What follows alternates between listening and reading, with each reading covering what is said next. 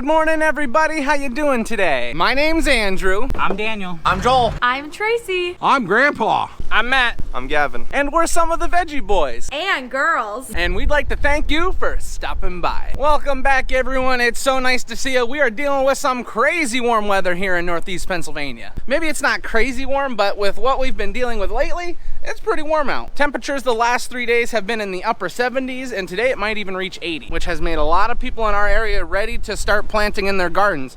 So to help satisfy that desire they have, we've moved some plants up. For example, we have cole crops up here. We also have some lettuce, spinach, and even some pansies up here for sale. Now we are getting started with filming a little late today, but to catch you up to speed, right now the boys are working on hauling manure, and some of us have been working in the greenhouse. What are you working on here? Can't see out my windshield. Did you get poop on your windshield? We're not gonna talk about it. So Matthew has been working in the greenhouse, so he's gonna catch us up to speed on what's been going on. Me and Aunt Bonnie have been transplanting all morning, transplanting peppers.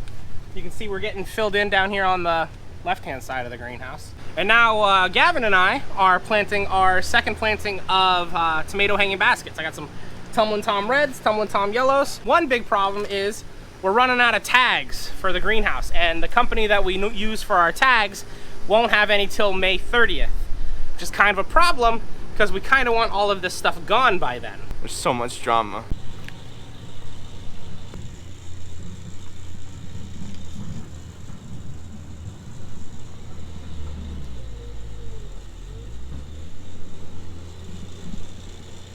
So these are the 20 yellow Tumbling Tom hanging baskets. Now we're gonna need to do 100 of the red ones. Not that the yellow aren't popular, it's just we sell a lot more of the red. We're gonna need to fill up more hanging baskets so that we can plant the red, but it is almost lunchtime, so until it is lunch, I'm gonna help Bonnie plant these tomatoes.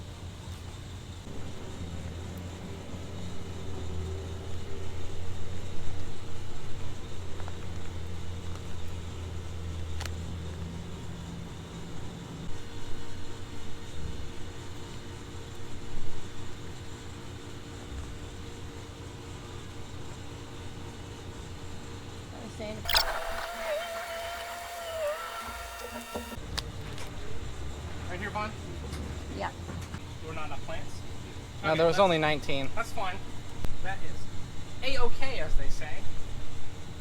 That's what the kids say these days, right? Now you'll notice today we are planting out of our 512 cells, and these cells allow plenty of room for roots to grow. They're not like those open seeded trays. And because of that, the plants are a lot thicker and a lot sturdier. So it makes it a lot easier for us when we're transplanting. Now tomatoes, we don't have to be too careful about breaking the roots, as you know, but we still don't like to break the plant in general. So because these were not seeded into an open seeded tray, they're actually a lot sturdier and they're holding up as we're planting. We just got finished for the morning. We were planting early girl tomatoes. We still have a little bit left in the tray, but we've ran out of trays to fill up. It's lunchtime! Let's go, it's time to eat! There's a thing called efficiency. It's loading me up so when we're done eating, I can just go. I know. Ooh, I don't even need to guess what we're having for lunch. We're having hoagies or subs, whatever you want to call it.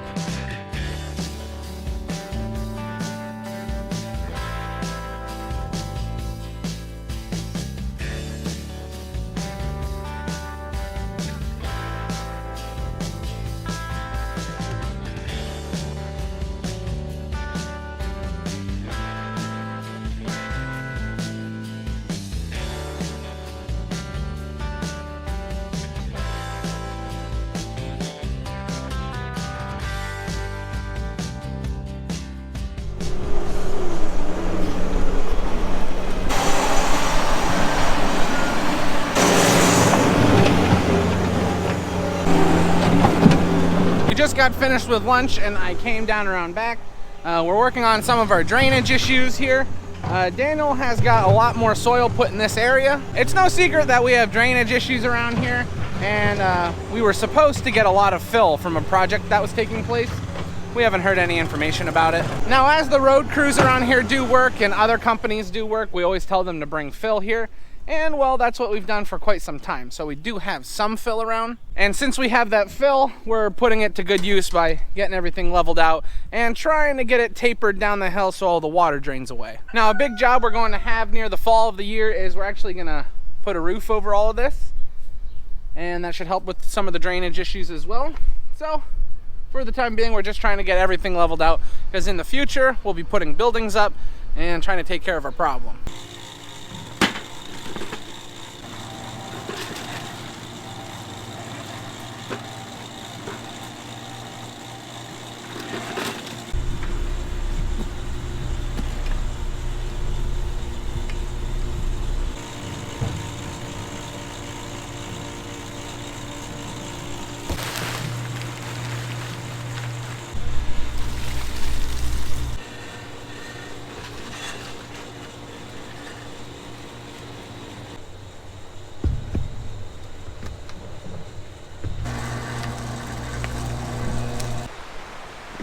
And there we go. We did our 20 yellow tumbling tom earlier.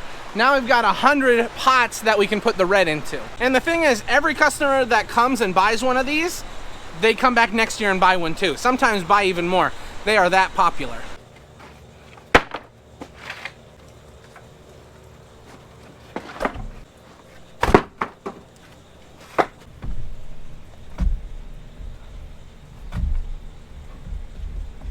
There we go.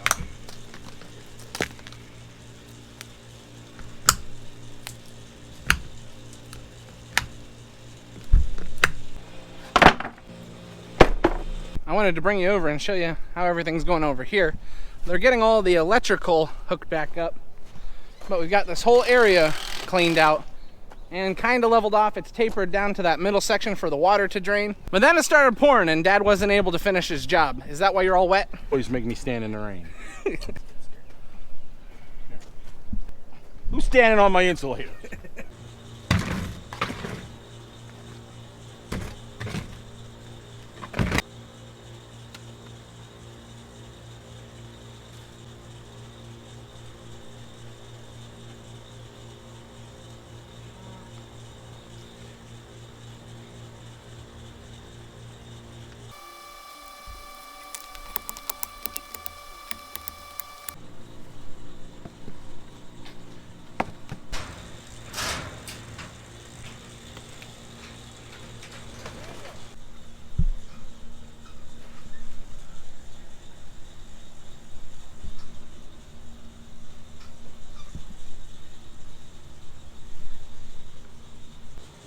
Who said it wasn't tagged?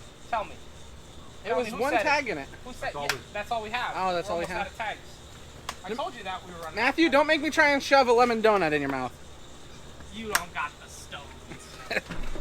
Dad is all finished with this fence out there, so they came to help me finish off these tomatoes. Could you bring me a lemonade? Yeah, if I remember. If I want an orange drink. And if there's no lemonade, I'll take an orange tea. I want an orange drink. I don't want orange tea. We have orange drinks? You better. You don't have my unsweetened tea. You better hope so. I'm trying. Doesn't look like it. It's not going well. If you remember where the other tomatoes were, those are in the top of the greenhouse. And that's because the second these start to get any size to them, people buy them. And we like them to at least look nice before they buy them. So that's why we like to hide them, and the very top part of the greenhouse is the best place to do that. That should wrap it up in the greenhouse for the day. Yeah, you probably fit 2 30 packs plus ice. Yep. Alrighty, everyone. Lauren came down. So right now, Mommy is up at the house making dinner, and she had to come down and get some stuff, and she brought Callie down. So now Callie is down at the farm market working, right? Right?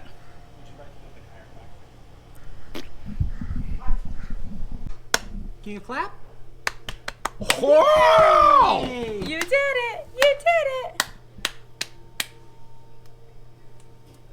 Yes! We are now all done for the day and heading up to the house. We're gonna go find out what we're having for dinner. Now, before we end the video, I had the opportunity to go over to the neighbor's farm. They were working on something really neat, and I'd like to share that with you. I hope you enjoy. One of the local farmers in the area invited me over because they wanted to show me something cool that they had going on at their place. And that brings us to Sugarloaf Organics again today. They are actually working on some products that they had harvested back in the fall, and they're gonna give us a little insight into what they're doing here. Todd is gonna be explaining to us what's going on basically here.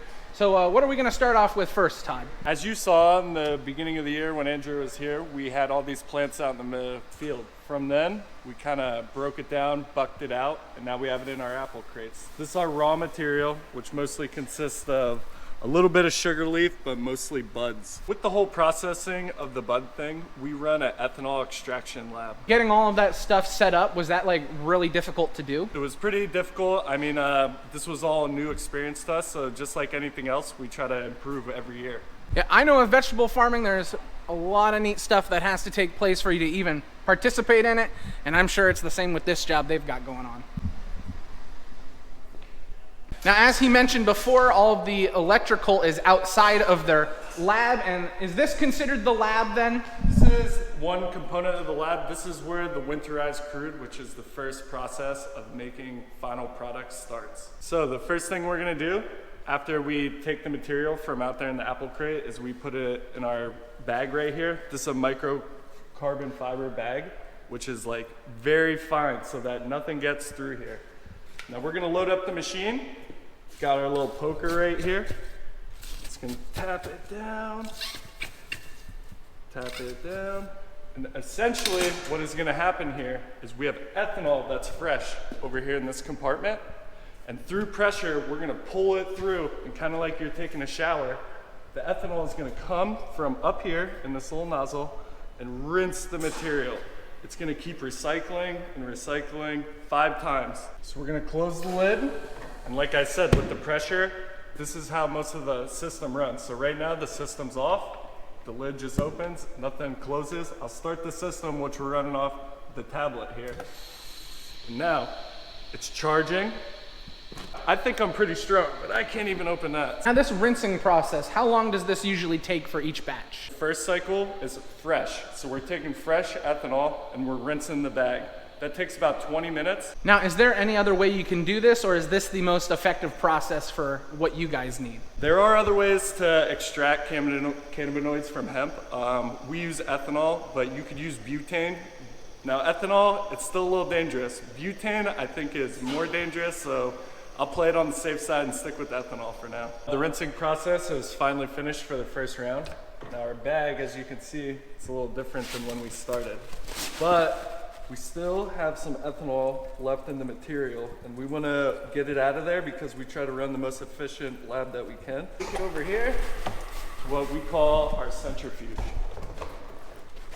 What a centrifuge essentially does, it's kind of like a dryer, and it just spins whatever ethanol is left inside the material out so we can move on to the next step. So we're going to run at about 990 RPMs for about 4 minutes.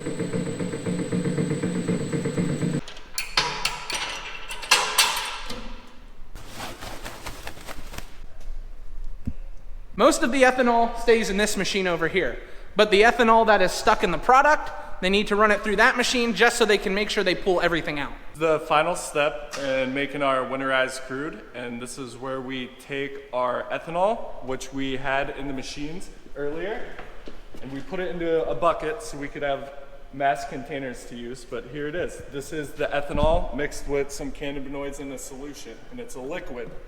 We're gonna show you how to get this liquid and take out the oil. So with this machine, it's basically a glorified still. The liquid with the cannabinoids over there that I showed you earlier is gonna get pulled through this machine. It's gonna come through as a liquid, and it's gonna get sent up to what we call our first column. Our first column is heated at a pretty high rated temperature, I would say about 300 degrees Fahrenheit. From there, that ethanol turns into a gas. Now the oil will drop down through the first column right here. The ethanol that turned into a gas comes over to our second and third column, which is hooked up to what we call a chiller. And this turns the gas back into a liquid, which then gets recycled into this container to start the whole process over again. I just got finished with Todd over there, now I'm with Gretty. After the product goes through that last machine, it comes over to Gretty, and he's gonna explain what he does with it. Yeah, so here on our machine, we basically take what Todd made over there, is our raw material, otherwise known as crude. and we turn it into our full spectrum oils.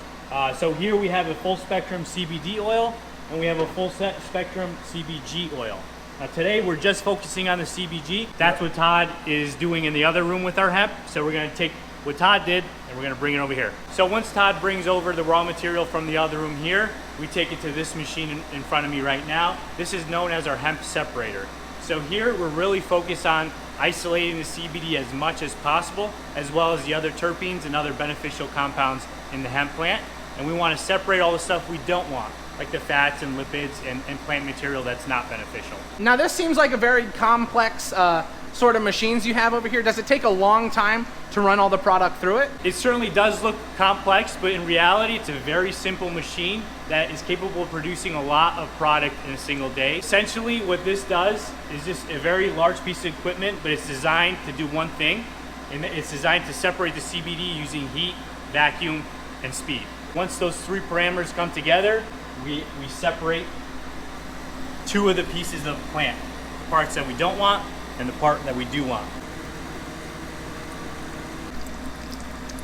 Once the product is done in this machine, we actually store it in our fridge. We want to maintain a very constant and cool temperature to preserve the CBD for up to 2 years. And from there, we actually send out samples to a third-party lab to make sure the potency, the safety, and the purity is where we want it to be. And then finally, we send it out to get our products made. And what's amazing, and Grady can attest to this, it makes a lot of the people in your area happy when you can provide them with a product that was basically raised in their backyards. And that's what they're trying to do. That's why they even make videos about all these types of processes. Now there's a lot of families involved in this process. And John actually wants to share with you guys some new products that he has coming out. All right, I'll sit because I'm old. We got 3 new products coming out in the next 2 weeks. Our first product is another pain cream it's a topically applied product. It's FDA registered. So it's really exciting. It took us a long time to get that designation, but with the quality of our products, we felt we needed to get that designation so all our clients feel really comfortable with that product. Our second product, we're coming out with another tincture. A lot of people have been asking us for a higher dosage of CBD. We will now have a 3,000 milligram tincture with half of it being CBD and CBG. Now our third product that we're starting out with, we did a trial run. We're doing CBD infused soap. It's all natural products. It's with olive oil, coconut oil, and soybean. And then we have obviously the CBD portion that's infused into the soap, and we have 3 scents. We're gonna have lavender, eucalyptus, and cinnamon. So if someone else would like a different fragrance, let us know on our YouTube channel. That'd be great. And we can make that if people really require and want a different fragrance. And something you guys can do if you want to learn more. What we just went through, there is so much more information. Now, this isn't my job and I don't really understand everything that goes into it, but if you would like more information, check out their YouTube channel. They're gonna try and upload some more videos about this type of information for you. And that's gonna be about it over here today. As I mentioned, if you guys wanna see more, subscribe to their YouTube channel. They're gonna try and produce more content like this so that you guys can learn where all of this stuff comes from. And I really do appreciate you guys checking them out. It's really cool for me to come over and see this, and I'm happy that they wanna share it with you guys. And there we go. I find it so cool being able to visit other operations and see what's going on. If you guys are interested in getting anything from them, I will have their website down in the description. And if you use this code that I'm gonna put on the screen, you get a certain percentage off. So there you go. Thank you guys so much. I just appreciate you all. You guys are a part of the family, and just thanks again. Now we're trying to see what we're having for dinner here. It's a tag team effort tonight. We got Grammy and Lauren working together. They got eggs going on. Are we having breakfast for dinner? Biscuits and gravy. Oh, biscuits and gravy. Lauren and Grammy are working on eggs. We also got a little fruit salad on the table. Well, it's just gonna be a good dinner. I can't find my pants! Uh-oh. You hear that? Daniel, Someone can't find their pants. where's my pants? Oh, no. Again, that poor guy. He can never find his pants, unlike you. You always have your pants. Alrighty, everyone. We are sat down at the dinner table. We are all ready to eat. So you know what that means. This is where we're going to end the video today. We'd like to thank everyone for stopping by, but we hope to see you next time. Bye-bye. Bye-bye.